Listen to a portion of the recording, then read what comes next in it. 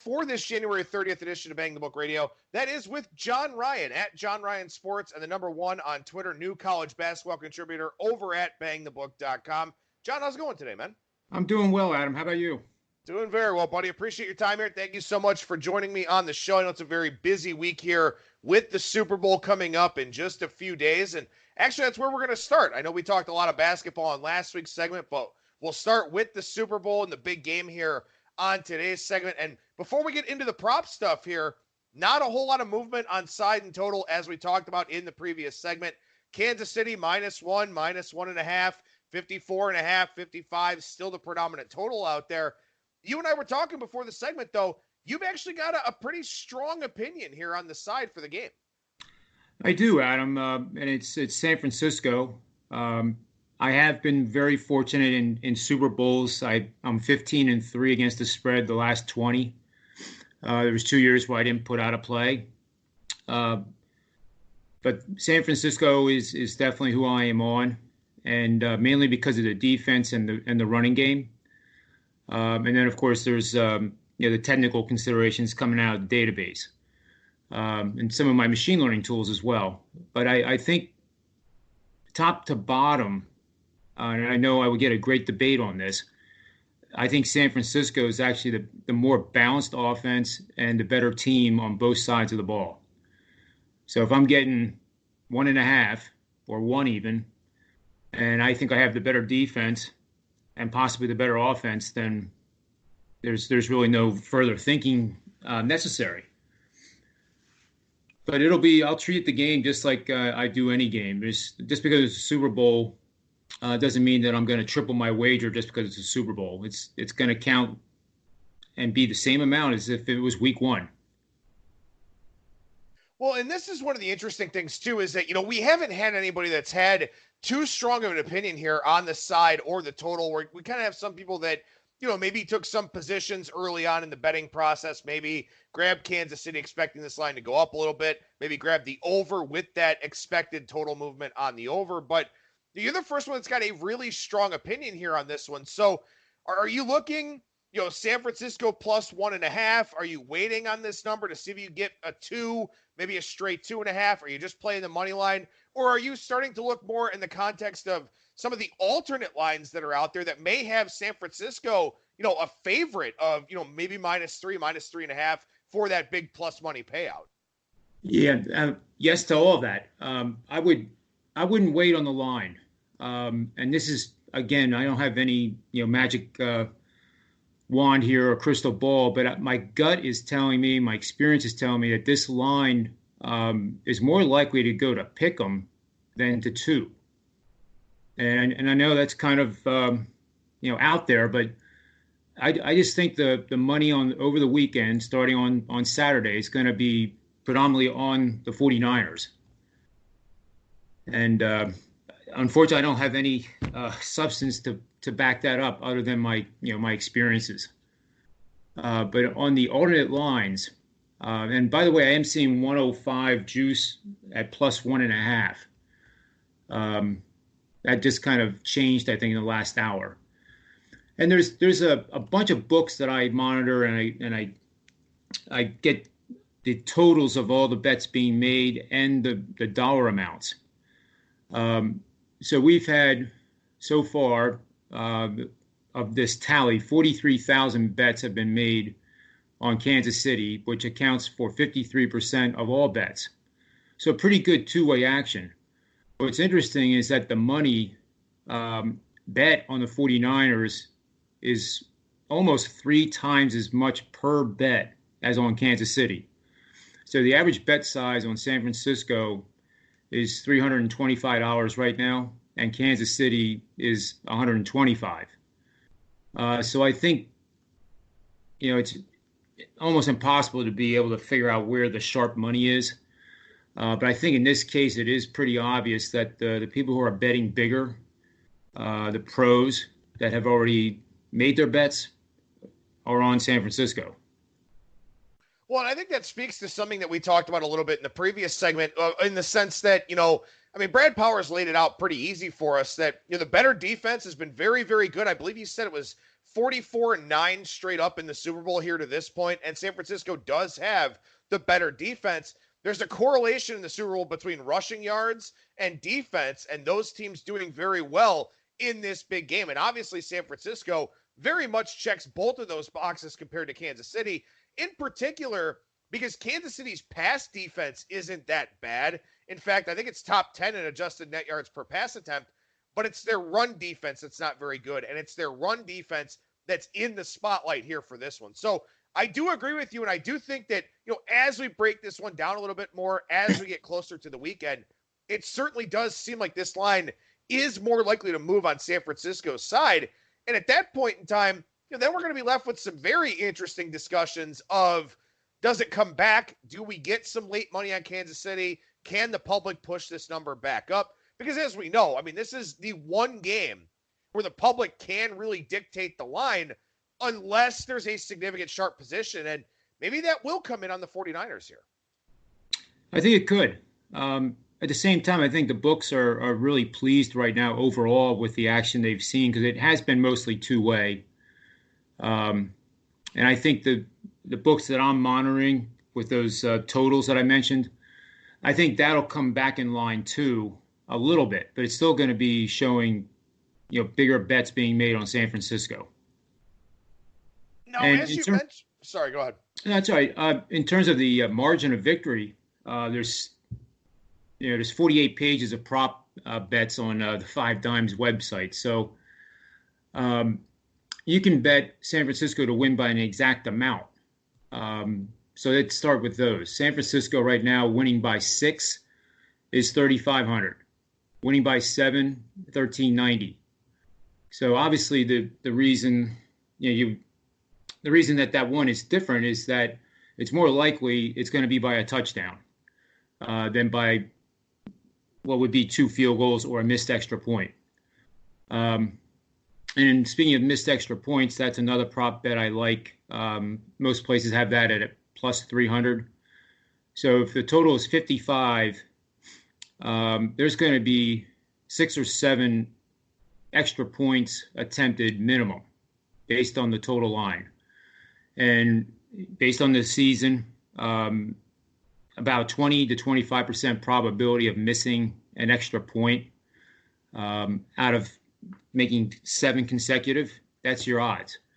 So you're getting paid pretty darn good to assume that risk that there will be a missed extra point.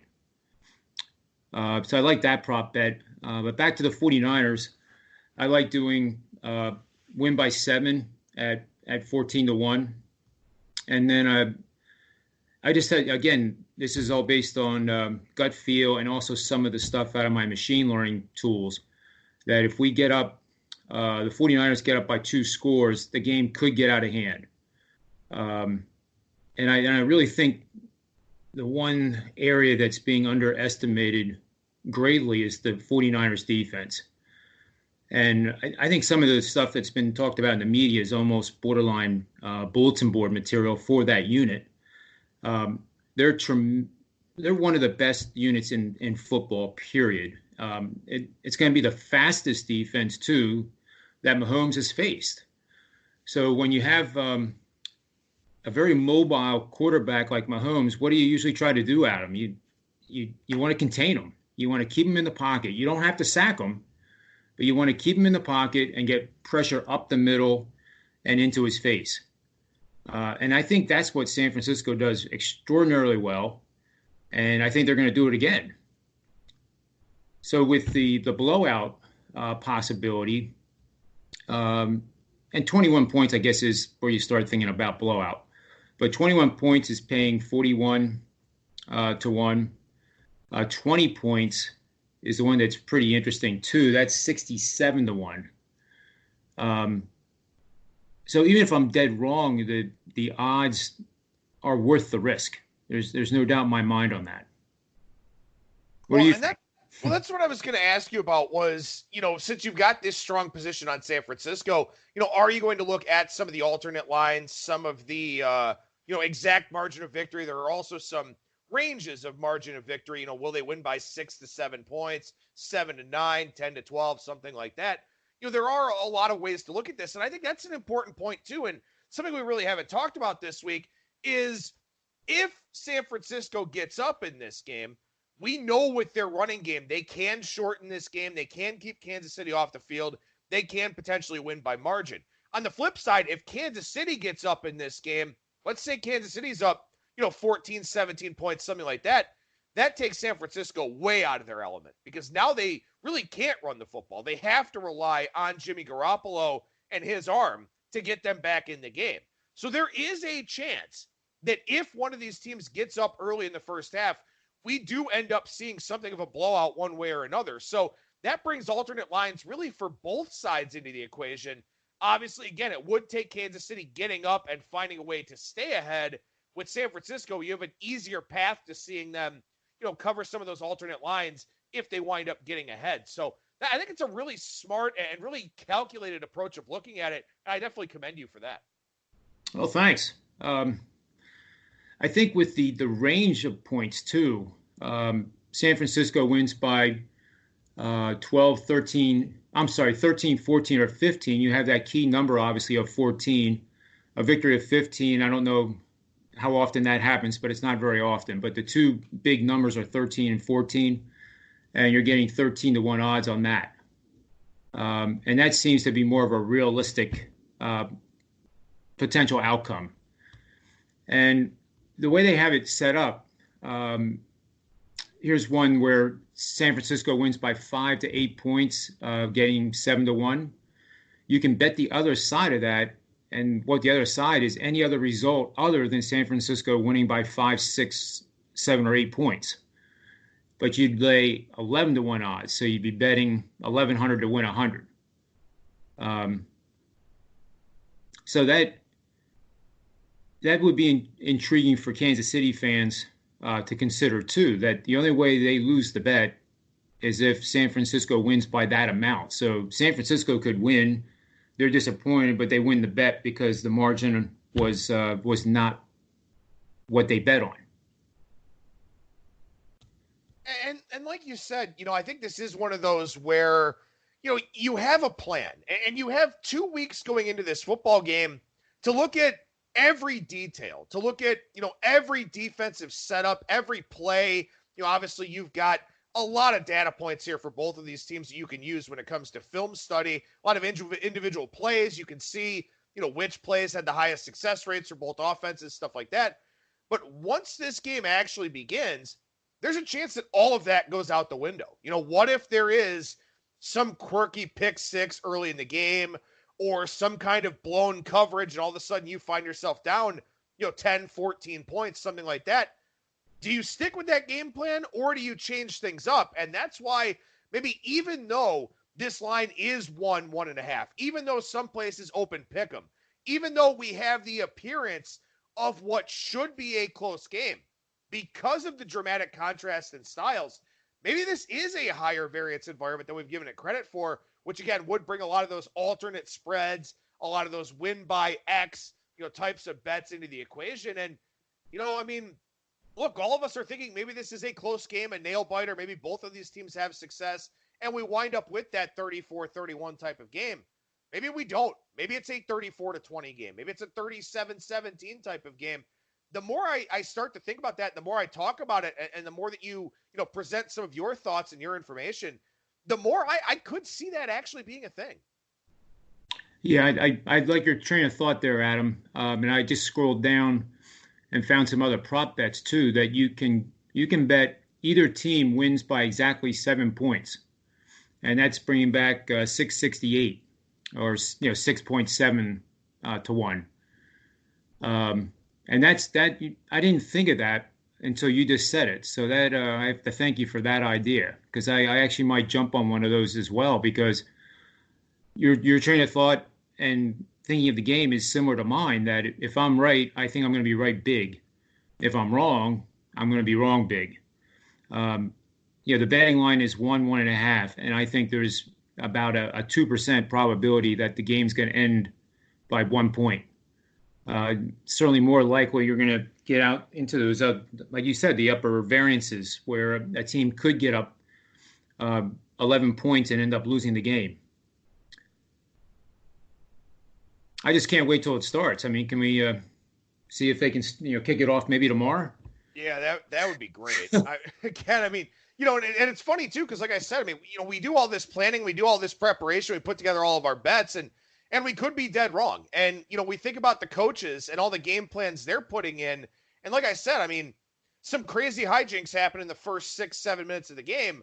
All of a sudden, that game plan kind of goes out the window for you. So, how do you adjust? And maybe live betting is the opportunity here for that. But again, with so many different betting lines posted from a prop standpoint for this game, maybe it's a good idea to take some of those positions early on, and maybe you do get some opportunities to play back at them from a live standpoint, partial hedge, maybe some huge middle opportunities open up. You take a Kansas City -7.5 adjusted line at a really good price.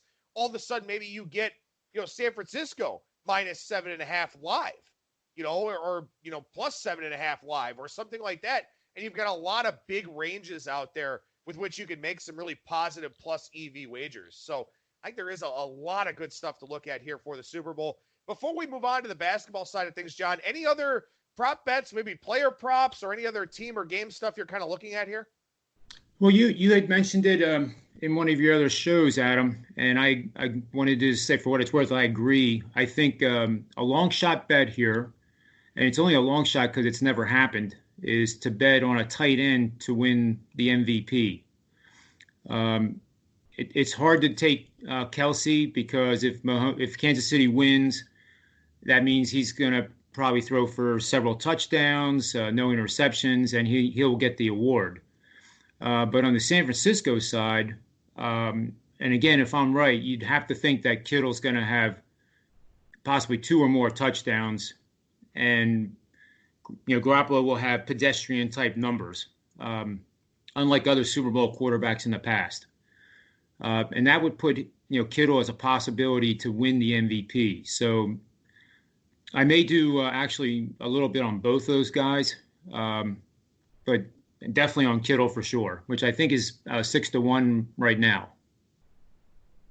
I think Kittle is one that makes sense for a variety of different reasons. And one of them is because, there is a very realistic possibility here that San Francisco runs the football with great effectiveness, and then all of a sudden, when Kansas City floods the box, they throw it into the end zone. Where Garoppolo is probably going to get more single coverage type stuff on Kittle because they'll be cheating another guy to help out in the run game. So it could very well be a scenario in which, San Francisco's running game gets them there, but then Kittle gets those red zone targets, maybe has a couple of touchdowns, but Garoppolo does, as you mentioned, have those pedestrian numbers. So, just because it hasn't happened before doesn't mean it can't happen. I mean, a game did go to overtime a few years ago. It was the first time that happened in the Super Bowl, but that is a very realistic possibility. And we've talked about this. I talked about it yesterday extensively. There is a reluctance to give the MVP to a running back. It just, when you look up and down the results, again, 1998, Terrell Davis, Super Bowl 32, the last one. Maybe Mostert runs for 100-something yards here in this game, or maybe him and Coleman end up splitting the work like we saw Dominic Rhodes and Joseph Adai in that Super Bowl with the Colts. I believe it was Super Bowl 41. Maybe Kittle's the guy who gets a couple of cheap touchdowns with, 6 catches for 80 yards, and all of a sudden he's your MVP. There's a realistic possibility of that happening too, particularly, as you said, if you do like the 49ers. Yeah, I can't agree more. The running back, I did a query in our database, and I don't remember the exact results, but there's probably been 10 Super Bowls where the running back has had credentials worthy of the award. Over 100 yards, multiple receptions, and the quarterback would get it. And obviously, Tom Brady comes to mind with that. But I believe James White the one year had really great numbers and had a lot of receptions too, and was overlooked. So you're right. It's hard to. I mean, logic says it should be a running back in this matchup, especially if the 49ers win. You would think that the ground game is going to be very, very strong. But it's not been the case. It's a popularity contest. But I think another bet here I'm seeing too that I want to mention quick is Kittle's longest reception over 27 and a half yards, getting 120. And also Kittle scores a touchdown in the first half at 280. And I really, really like that one. You know, if I'm right, you got to believe that Kittle's going to score a touchdown in either the first or the second quarter. Well, and again, the obvious corollary point to make here is that, if you like the 49ers the way that you do, and if you think the 49ers will control the game, there are also opportunities on the Chiefs side to where you can do something like, Mahomes passing yards over, because if they're trailing, they will not run the football at all. So Mahomes could wind up with, 330, 340 yards in this game, and they still could end up losing. Mahomes attempts over. Again, if you think San Francisco controls the flow of the game here. So there are some opportunities to where if San Francisco wins and wins big, Mahomes could have that big stat line. Also, if Kansas City wins, it's probably because Mahomes has a big stat line. So not only is it sort of correlated to the possibility that the 49ers win big, but it's also kind of a hedge against the 49ers if they don't win and don't play well, that Mahomes is probably going to be the reason why the Chiefs would win the Super Bowl. So a good opportunity it's almost a middle and a hedge within itself with so many of these prop options available. Yep, I agree. And the last one I'll mention before we move on is Bosa on the defensive end. You would think that he would be the star. Solo plus assisted tackles over 3.5, getting 120. And that's a head scratcher to me because, the guy's a tremendous player, and you would think that he would have more than four. You need 4 tackles over 60 minutes. So I think that one is a really good opportunity. I think there are very many good opportunities here for this game. I think we've done a very good job talking about a lot of them here this week on the show, including some of those thoughts there from John. But I want to spend a little bit of time on something else, which, there are other things going on in the sports world here other than the Super Bowl, as crazy as that sounds. But it's been a very difficult, very unique week in the NBA here. Obviously, we had the Lakers game postponed on Tuesday after the tragic death of Kobe Bryant. And a lot of players individually impacted, the league as a whole impacted. So it's kind of been a difficult week. And again, obviously, it just seems so wrong to talk about these things in a betting context. But that is the nature of our show here, as difficult as it may be. But John, I'm sure that you've kind of picked up on some things here in the NBA this week where it's just, it's been very difficult to know how these teams are going to perform and what the mindsets have been. Exactly right. And I actually didn't put out any NBA plays until last night. Was fortunate to get Portland as a home underdog, and they came through for us. But even if the players are playing that were close to Kobe, you're either going to get one of those tremendous performances, or you're going to get something that's just not good at all. And it's impossible to tell how a person's going to react, and it's impossible for them to know how they're going to react to the situation. They could be playing in the game and look up in the stands, and there's a reminder of something that they experienced with Kobe, and it can be devastating to them right there on the court. We've seen some really big men in terms of size and strength. And we've seen their feelings come out a lot. Shaquille O'Neal, especially on TNT, all those guys. It's all, in a way, it's almost how do I say this, Adam? It's almost like it's enjoyable to see it because it agrees with how we feel too about Kobe. And we didn't have those personal relationships with him, although we felt like we did. The wars that he fought on the court, there's not too many players you can name that had that fierce competitive nature that we all admire. But I think in the recent days, seeing the men that were closest to him and how they're dealing with it, just makes you feel... it's comforting. Yeah, and it's... Right.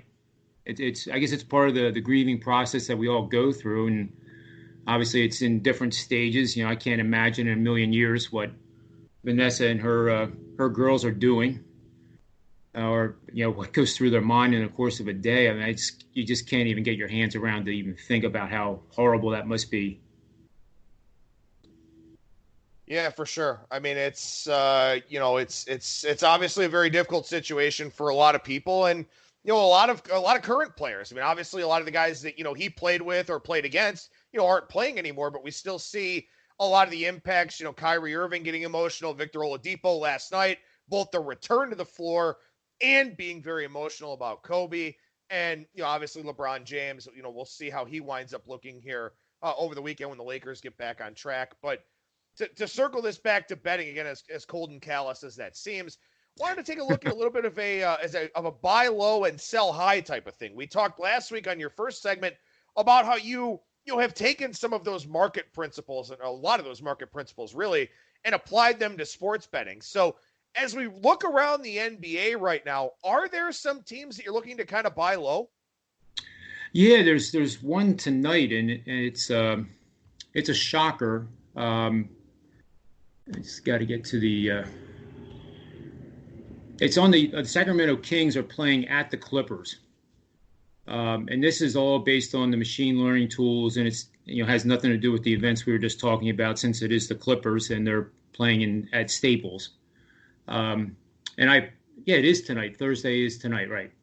I'll be okay, Adam. I know what day it's with the Super Bowl, man. I have no idea what day it is when I wake up. I'm like, is it game day yet? No? Well, then what the hell day is it? Yeah, I'm with you 100% on that. But the Kings tonight are getting 13.5, and they came up as a buy signal today. They're obviously a downtrodden team, to put it mildly, and they're going up against one of the Kings in the conference. No pun intended. That was accidental. It really was. I must be getting old or something.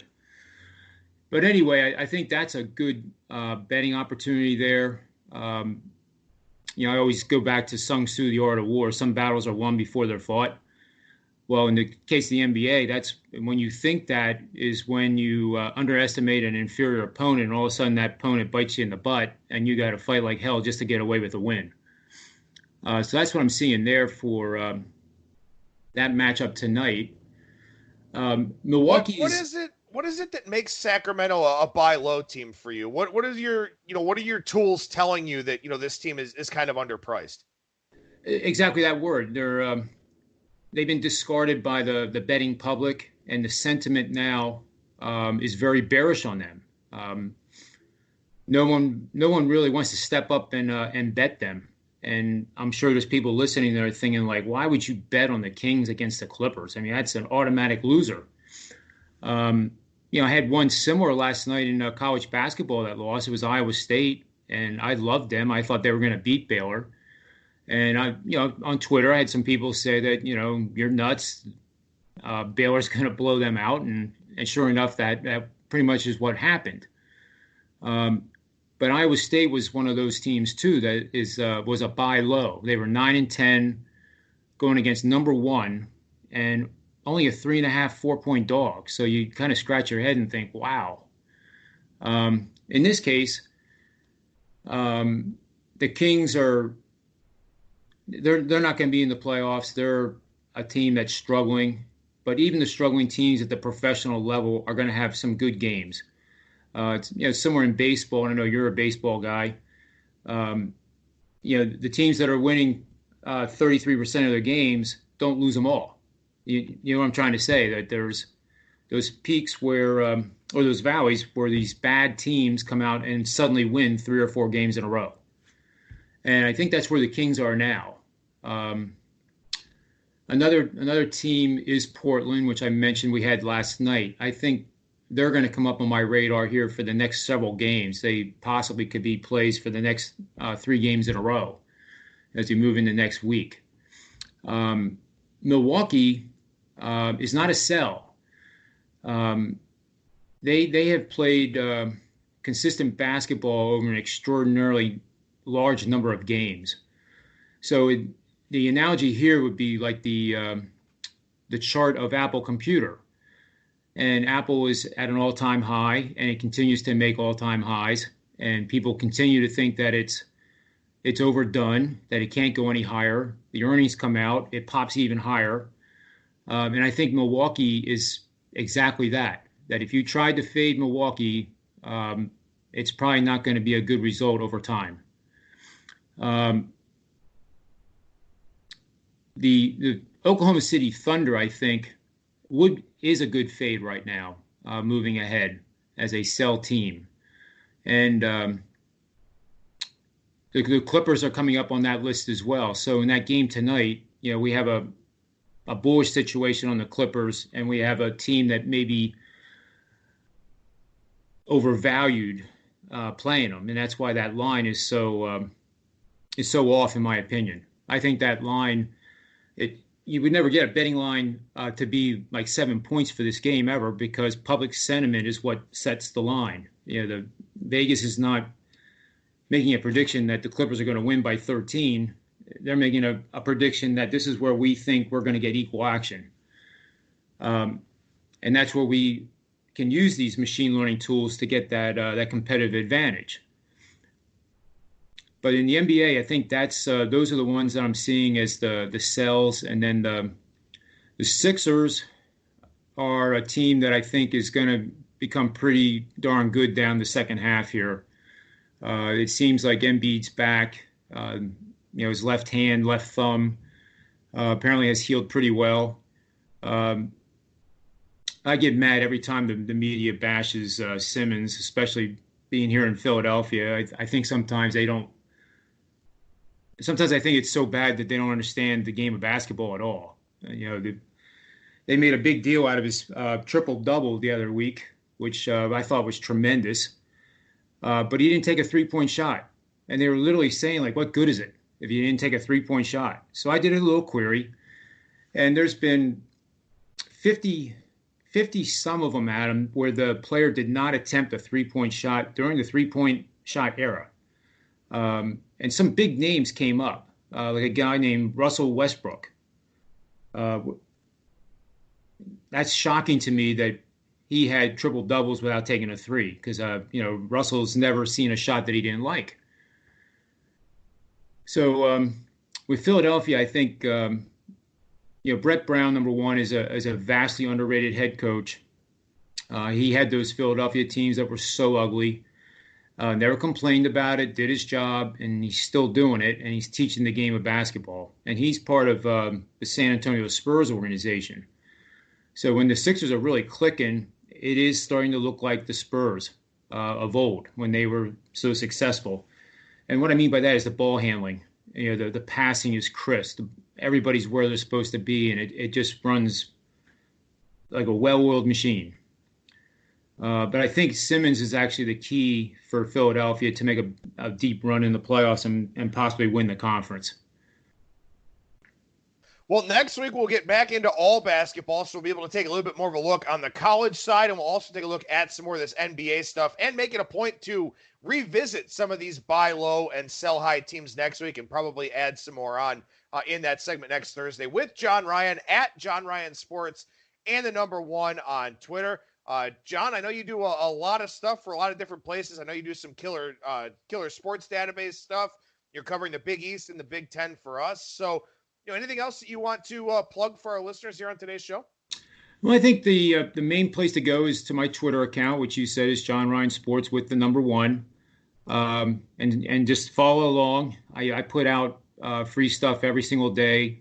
Sometimes, every day there's free picks in the articles.